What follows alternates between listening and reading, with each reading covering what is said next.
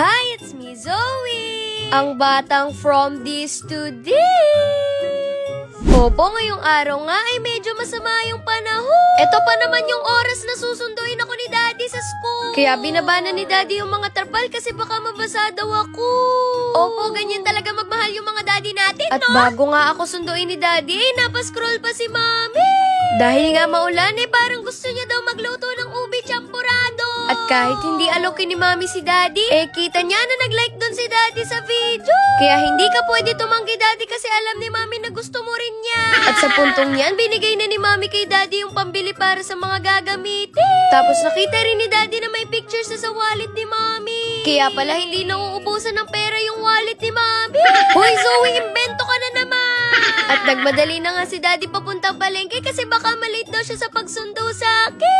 At sa puntong yan ay nabili na lahat ni Daddy yung mga pabili ni Mami. At pagkatapos dumiretso na rin kagad si Daddy sa school. At tamang-tama naman kasi kanina pa akong inip na inip. Hoy Zoe, hindi ka gaganyan sa Daddy mo.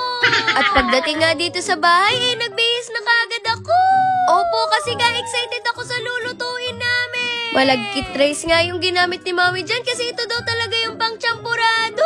At sasamahan nyo kami hanggang sa maluto na ito. Kaya naman, from this to this. At dahil nga normal champurado lang naman yung niluto ni Mami nung nakaraan, hindi na talaga ako tumulong, no. Pero ngayon, ubi champurado na yung gagawin niya. Masyadong interesting na yun, kaya hindi pwedeng hindi mangingialam ang batang from this to this nyo. At sa puntong yan, medyo naluluto na yung malagkit rice natin. Kaya kinuha ko na yung mga pang mekos-mekos natin. At nung napansin namin na medyo bumubulak-bulak na siya, inilagay ko na kagad yung ubi konde. At sobrang natuwa nga ako dyan kasi nakita kong nagkulay ubi na kagad siya. Ito nga pala po yung ginamit naming ubi konde para makapagawa ng ubi champurado. At naglagay na rin si Mami ng konting asukal dyan para naman daw magkaroon ng konting sweetness, no? At dahil nga konting minuto na lang ay maluluto na, naghayin na kagad ako.